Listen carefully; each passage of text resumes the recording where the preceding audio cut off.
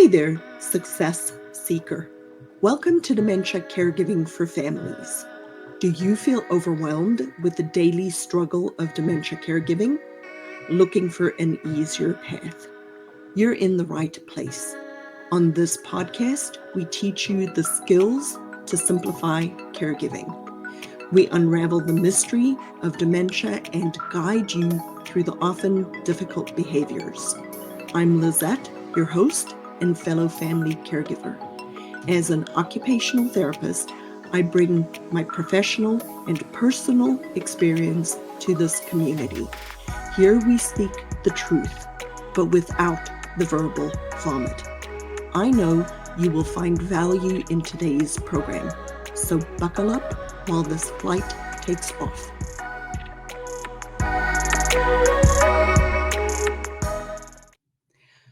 Well, welcome back to Dementia Caregiving for Families. This is episode 56, and today we are going to explore the only 4 plans that are possible for a person living with dementia. I had an interesting conversation with a lady earlier this week, which really put a lot of, I'm struggling to find the word, which put a little bit of perspective on it for me related to the fact that there really are only 4 ultimate outcomes for people living with dementia. And healthcare, we have not done a good job of really talking to people about what the 4 plans are, because what ends up happening is it's overwhelming. So a person is all of a sudden finds out somebody they love has dementia, their mom, their husband, whatever, their sister, their sibling, whatever. We find out somebody we love has dementia. And what ends up happening is we get given a brochure. Maybe I'm looking for something here on my desk, right? We get given a brochure that says this is what dementia is. But what doesn't happen is that somebody's actually sitting there and really explaining to you that there are really ultimately only 4 things, 4 plans, and 2 of them are kind of an iteration of the same plan. But there are really only 4 things that can happen to a person living with dementia. I hate to be the person to break it to you if you haven't considered this. But when somebody you love, or you have found out somebody you love has dementia, or even if you have dementia yourself, which that sometimes happens, right? We find out that we have dementia or somebody that we love has dementia. The reality of the matter is that if you live long enough with dementia, any person who lives long enough with dementia will need 24-hour care. We don't say that in that way, and we don't say that clearly to people right at the beginning of the process. It's kind of like a rug, right? You're trying to clean the house, you're sweeping the house. And what happens is nobody wants to talk about this. Nobody wants to actually say out loud, there's an implication that if you have dementia, that you logically should understand that the person is going to need 24-hour care. There's the implication of it, but it kind of swept under the rug. It's swept under the rug by society. It is swept under the rug by the healthcare providers. The doctors do not know how to talk to people about a dementia process. Even the specialists, right? You go see a specialist, you get a diagnosis. If you're fortunate enough after a year and a half of squeaking and squawking to get your loved one in to see the right people, what ends up happening is you just get more information related to the fact that they have dementia. You might know a little bit more which type of dementia it is. You might have a little bit more information related to the thinking processes that are being impacted, but you don't necessarily, that nobody really sits down and says to you, if you live long enough with dementia, you will need 24-hour care. Well, I hate to be the bearer of bad news. There are 2 things that I know about dementia. Number 1 is if you live long enough with dementia, you will end up having a terminal process, right? Which is a scary thing. And I recognize that. And I know that that is hard. But at the same time, it's not the only terminal process that people go through. Cancer, there are, head injuries. Ultimately, guys, none of us are going to make it out of this world alive, right? So we know and we recognize that people living with dementia, ultimately, as of right now, it's considered a terminal process, right? That doesn't mean everybody is going to die from dementia. Some people are going to die with dementia.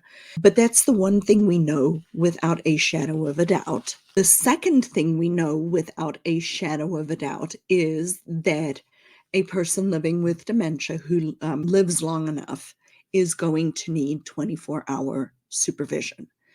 So let's talk about what the 4 plans are. So I want you to imagine, right, a line across a page. Draw a line across the page. And then above the line and then below the line. Or actually, let's do this. Make it a quadrant, right? An X.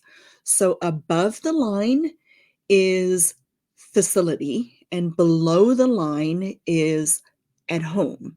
If you are looking at a piece of paper, on the left-hand side of the line is intermittent care, and on the right-hand side of the line is 24-hour care. So we have a quadrant. We have a quadrant, right? Above the line is facility-based care. Below the line is at home. The left side of the line is of the x-axis is intermittent care, and the right side is 24-hour care. Here are the 4 plans. In the bottom left-hand corner, we have at home intermittent care. What does that mean? That means somebody is still living in the community. They are living at home, and this is the iteration. They are either living in their own home with intermittent supervision or occasional somebody coming in, or they're living in a family member's home with intermittent supervision. So that's the first one. That's plan number 1. Plan number 2 is on the bottom, on the right-hand side, at home with 24-hour care. What does that mean? That is also the other iteration, which is it is in a child's home, a sibling's home, at their own home, but they have 24-hour care. That means somebody is with them 24 hours a day, making sure that this person who is living with dementia is safe.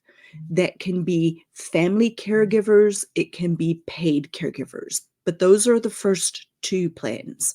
So the bottom left is at home, a daughter's home, a family member's home with occasional or intermittent supervision, to at home or at a daughter's home with 24-hour supervision, either being provided by family or by paid caregivers. That's that. So 2 plans. Plans number 3 and 4 are above the line, and the first one is assisted living memory care. And why do I say assisted living memory care? Is because they fall into the sphere of facility-based, but with intermittent supervision or occasional supervision. Why do I say a memory care is not 24-hour assistance? Is because of the following.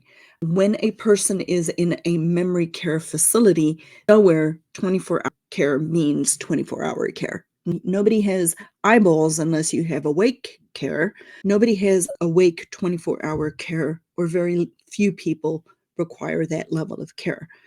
In an assisted living and a memory care facility, you are in a facility-based setting, and you still only have intermittent care. The intermittent care is available 24 hours a day, but you still don't have somebody with their eyeballs on somebody for 24 hours a day. So facility-based, intermittent, occasional supervision at a assisted living or a memory care facility. Now, the last one is 24-hour care skilled nursing.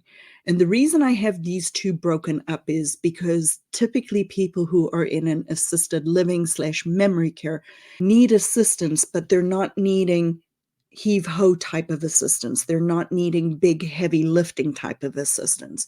When somebody is in a skilled nursing facility with 24-hour, still not direct line of sight care, they are requiring typically a lot of physical assistance with transfers, physical assistance with bathing and dressing, etc. But the biggest difference between skilled nursing and memory care is that the person in a memory care is frequently still walking. They may use a wheelchair, but they're a lot less heavy lifting. And when a person gets to the heavy lifting phase, then they are in a skilled nursing facility. These options above the line are obviously way more expensive. Home with 24-hour paid caregivers can be more expensive than memory care or assisted living level of care. But bottom line is, these are the only 4 plans that are truly, truly available for people living with dementia. This is just a framework for you to be able to look at it and distill it down a little bit more into an easier way for you to be able to look at it so it doesn't seem so overwhelming with the, I don't know what to do, right? Now, granted, every person has different constraints, and I'm not talking about the potential constraints to these 4 plans. I don't have access to the money that I would need to have in order to provide myself or my parents with 24-hour paid caregivers at home. So that plan might not be reasonable for me related to 24-hour paid caregivers at home.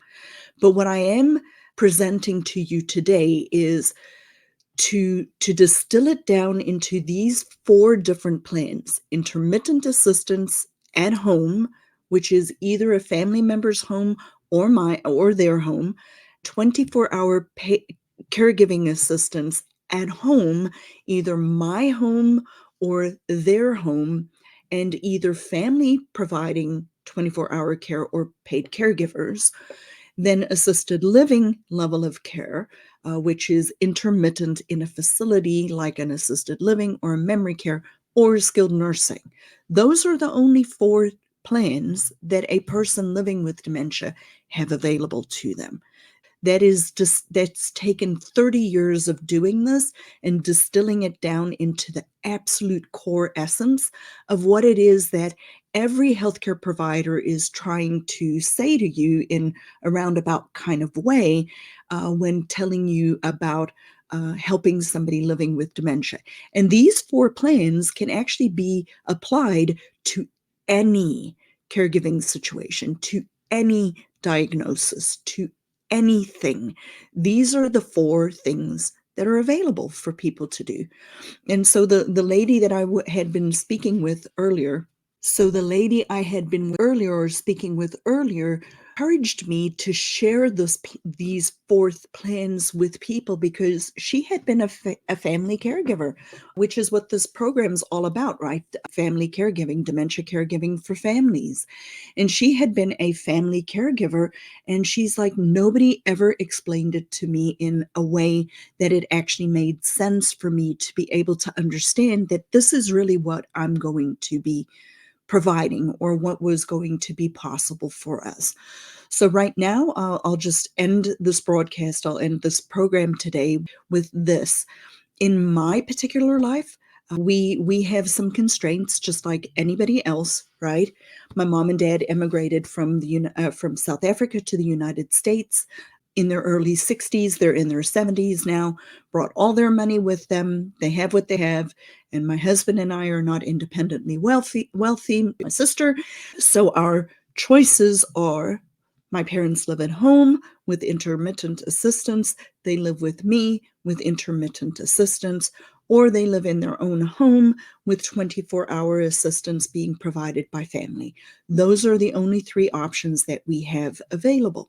And so when my husband and I are considering our active choice of being a caregiver to my mom and dad who need help, our decisions were limited within those constraints to be able to our unique preferences and desires and perspectives, as well as considering their unique preferences, desires, and constraints. And what we have concluded for right now, our plan is that my husband and I are supporting my mom and dad living in their own home with intermittent supervision. If they live long enough and they require more assistance, then we have another plan that we can implement. So I wanted to share this with you today to make it easier for you to not feel so overwhelmed with, do I do this or do I do? Take these 4 plans, look at your life as the family caregiver, and decide which one of these 4 plans seems like it would be the most practical, considering all of the constraints that you have related to your finances and resources and family caregiver situation. And then make the best decision that you have with the information that you have right now, understanding that very few decisions that we make in our life are decisions that cannot be undone. So if you make a decision and it doesn't work out, if you make a plan and that plan doesn't work out, it is okay to change direction. Just because you decide one thing doesn't mean that that is set in stone.